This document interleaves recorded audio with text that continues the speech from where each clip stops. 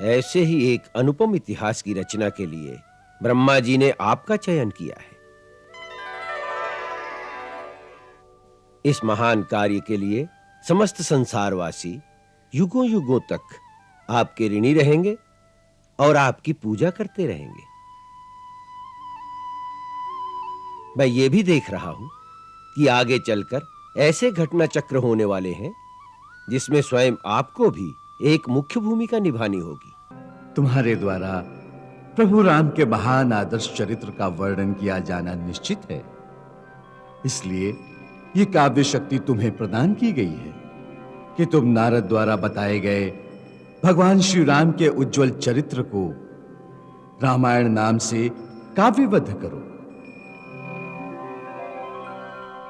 ये परम सिद्धि तुम्हें प्रदान की गई है कि तुम जो लिखोगे वही सत्य हो जाएगा। अतः तुम श्री रामचंद्र की परम पवित्र एवं मनोरम गाथा को श्लोकबद्ध करके लिखो, जिससे प्रेरणा पाकर समस्त युगों में प्राणी धर्माचरण के द्वारा भक्ति और मुक्ति प्राप्त करने के साधनों में प्रवृत्त हो।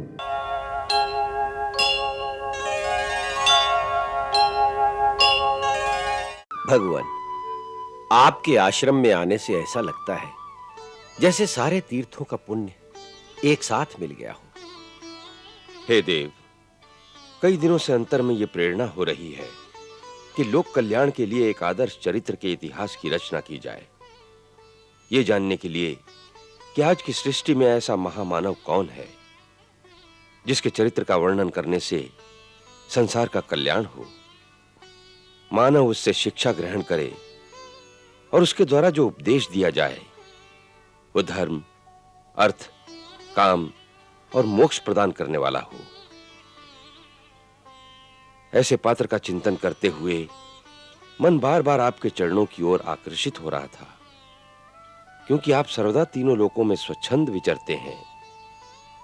इसलिए केवल आप ही मेरे इन प्रश्नों का उत्तर दे सकते हैं कि आज संसार में ऐसा पात्र कौन है जो गुणवान, वीर्यवान, धर्मज्ञ, उपकार मानने वाला, सच बोलने वाला और दृढ़ प्रतिज्ञ हो। ऐसा कौन है जो सदाचारी है, समस्त प्राणियों का हित करने वाला, विद्वान, समर्थशाली और प्रियदर्शन है। ऐसा कौन है जो मन पर अधिकार रखने वाला है, जो क्रोध को जीतने वाला है, कांतिमान है और किसी की भी निंदा नहीं करता। ऐसा परमवीर वो कौन है जिसके संग्राम में कुपित होने पर देवता भी भयभीत हो उठते हैं। महर्षि, मैं ये सब जानने के लिए बहुत उत्सुक हूं और आप ऐसे पुरुष को जानने में समर्थ हैं, इसलिए मुझे ये सब बताने की कृपा करें जिससे मेरी रचना सार्थक हो। महर्षि वाल्मीकि, आपके अंतर में जो इतिहास रचना की इच्छा प्रकट हुई है, यह परम पिता श्री ब्रह्मा जी की प्रेरणा से हुई है। आपने जिस पात्र, जिस चरित्र को अपने इतिहास का नायक बनाने की इच्छा प्रकट की है, वह उचित ही है, क्योंकि शास्त्र ने भी इतिहास की परिभाषा यही की है कि धर्मार्थ काम मोक्षाणम उपदेश समन्वितम पूर्ववृतम कथायुक्तम इतिहासम प्रियक्षते। ऐसा पूर्व वृत्तांत जिसमें कथा का रस हो और जिसमें ऐसा उपदेश भी हो जो मनुष्य को धर्म, अर्थ, काम और मोक्ष प्राप्त करने में सहायता दे, वही इतिहास कहलाने योग्य है। ऐसे ही एक अनुपम इतिहास की रचना के लिए ब्रह्मा जी ने आपका चयन किया है। इस महान कार्य के लिए समस्त संसारवासी युगों युगों तक आपके ऋणी रहेंगे और आपकी पूजा करते रहेंगे। मैं ये भी देख रहा हूं कि आगे चलकर ऐसे घटना चक्र होने वाले हैं जिसमें स्वयं आपको भी एक मुख्य भूमिका निभानी होगी।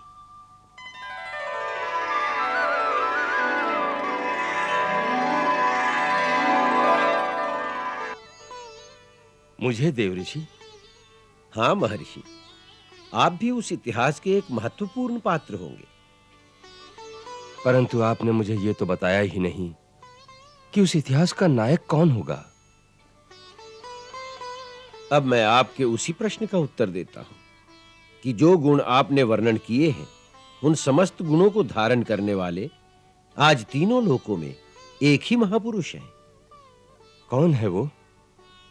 वो इक्ष्वाकु वंश में उत्पन्न हुए हैं और जगत में राम के नाम से विख्यात हैं।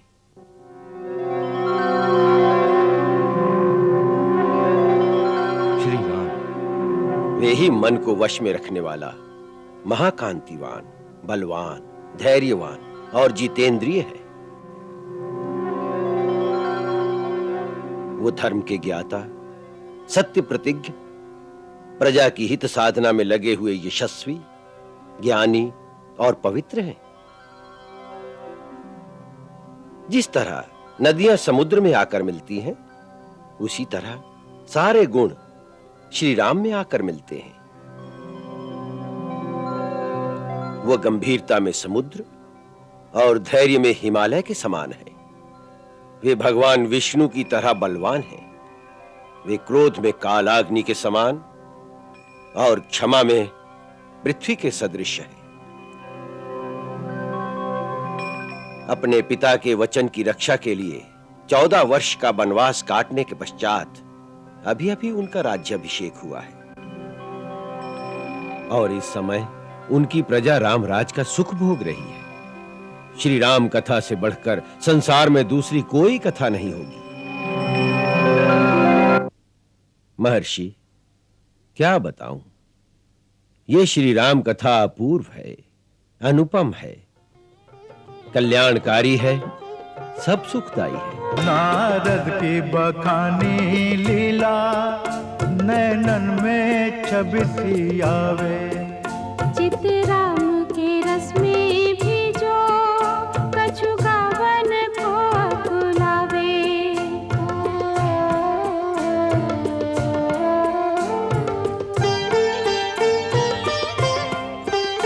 नदिया का बहता पानी कल कल की वाणी बोले।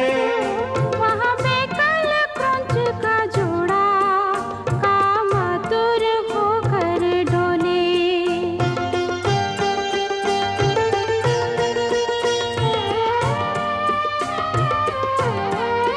तब वाल्मीकि ने देखा एक व्याध वहां पर आया।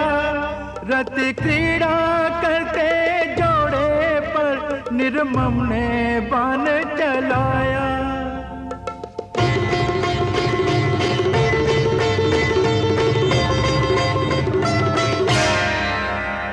निकला कर से व्याध के ऐसा घातक बाण। विकल क्रौंच ने दे दिए तड़प तड़प कर प्राण।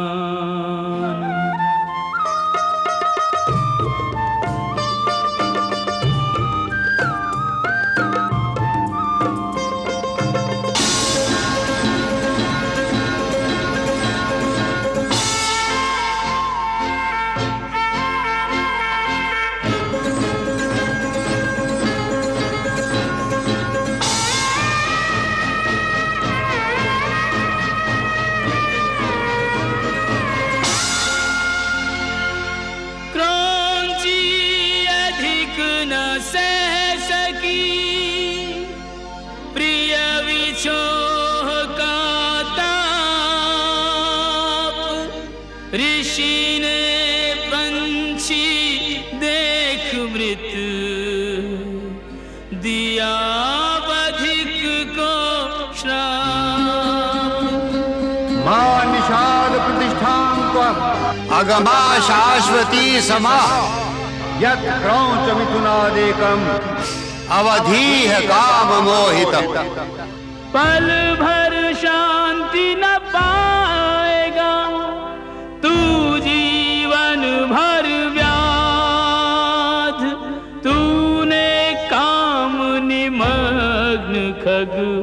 मारा बिन अपराध।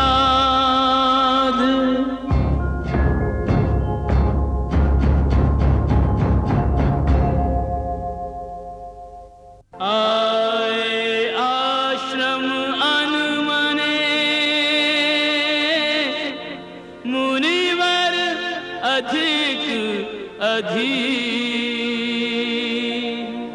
सोच रहे किससे कहें अंतरतम की पीर, मुनिवर अधिक अधीर।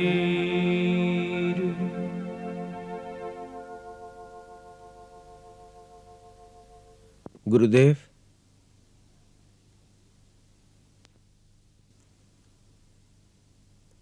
आप बहुत अशांत हैं। हाँ वत्स। उसका कारण?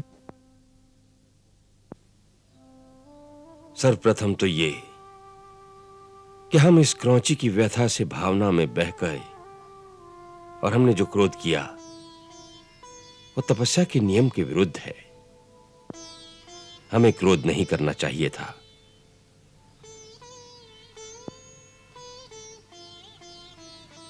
सब प्राणी अपने अपने कर्मानुसार फल भोगते हैं। क्रौंची ने अपना फल भोगा, विराट उसका फल भोगेगा। फिर भी मैंने जो उसे श्राप दिया कि तुझे नित्य निरंतर कहीं शांति न मिले, यह अनुचित ही था। कितना भयंकर श्राप था।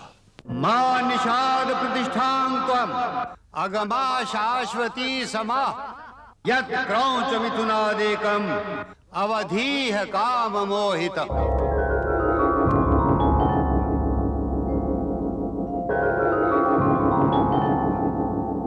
भरद्वाज। जी गुरुदेव। देखा तुमने, सुना तुमने? क्या गुरुदेव? देखो, मेरी जिह्वा से श्राप रूप में जो वाक्य निकला है वो 4 चरणों में आबद्ध है। इसके प्रत्येक चरण में 8-8 अक्षर बराबर बराबर हैं। इसे लय पर गाया भी जा सकता है। अतः यह वचन श्लोक बनकर छंदबद्ध काव्य रूप हो गया है। इसका अर्थ है कि इस सृष्टि का पहला काव्य होगा। अवश्य।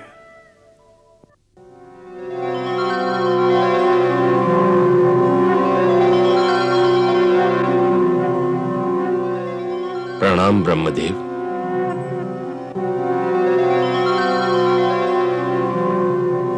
कल्याणमस्तु। महर्षि वाल्मीकि, तुमने सत्य कहा। तुम्हारे मुंह से निकला ये छंदोबद्ध वाक्य श्लोक रूप ही हो गया है। मेरी प्रेरणा से ही देवी सरस्वती ने तुम्हारी जिह्वा पर वास करके इस कल्प में भूतल के सबसे पहले काव्य की रचना कराई है। तुम्हारे द्वारा प्रभु राम के महान आदर्श चरित्र का वर्णन किया जाना निश्चित है। इसलिए यह काव्य शक्ति तुम्हें प्रदान की गई है कि तुम नारद द्वारा बताए गए भगवान श्री राम के उज्जवल चरित्र को रामायण नाम से काव्यबद्ध करो। वत्स, मेरे वरदान से श्री राम का समस्त गुप्त या प्रकट वृतांत तथा सीता और समस्त देवों तथा असुरों का गुप्त या प्रकट चरित्र जो हो चुका है, जो होने वाला है, अज्ञात होने पर भी तुम्हें ज्ञात हो जाएगा। ये परम सिद्धि तुम्हें प्रदान की गई है कि तुम जो लिखोगे वही सत्य हो जाएगा। अतः तुम श्री रामचंद्र की परम पवित्र एवं मनोरम गाथा को श्लोकबद्ध करके लिखो, जिससे प्रेरणा पाकर समस्त युगों में प्राणी धर्माचरण के द्वारा भक्ति और मुक्ति प्राप्त करने के साधनों में प्रवृत्त हो। हे परमपिता, आपने यह कार्य मुझे ही क्यों सौंपा है? हे पुत्र, तुम्हें इस परम यश के अधिकारी हो। तुम्हारी तपस्या के फलस्वरूप तुम्हें भी माता भगवती की सेवा का सुअवसर मिलने वाला है। उनके जीवन में तुम्हें योगदान देना है। इस कारण हे ब्राह्मण श्रेष्ठ, तुम्हें ही इस यश का भागी होना है। ऐसा विधि का विधान होना निश्चित है। तुम्हारे द्वारा कहे गए प्रथम श्लोक से आज एक महाकाव्य की रचना का श्री गणेश हुआ है। उस महाकाव्य का श्री गणेश इतने करुणाजनक दृश्य से क्यों हुआ है? उसमें इतनी पीड़ा क्यों है? क्योंकि अब जो घटने वाला है उसमें करुणा रस प्रधान है। राम और सीता के वियोग की पीड़ा है। वत्स, करुणा ही कला का श्रृंगार है। इसीलिए तुम्हें यह काम सौंपा जा रहा है, जिससे युगों तक मानव प्रभु श्री राम के आदर्श पर चलने की प्रेरणा पाए। वो राम और सीता की भांति त्याग करना सीखे। वो ये सीखे कि महानता त्याग में है, बलिदान में है। हे मुने, तुम्हें हमारा आशीर्वाद है कि इस पृथ्वी पर जब तक नदी और पर्वतों की सत्ता रहेगी, तब तक संसार में रामायण की कथा का प्रचार होता रहेगा। और जब तक तुम्हारी लिखी राम कथा का लोक में प्रचार रहेगा, तब तक तुम मेरे लोकों में निवास करोगे।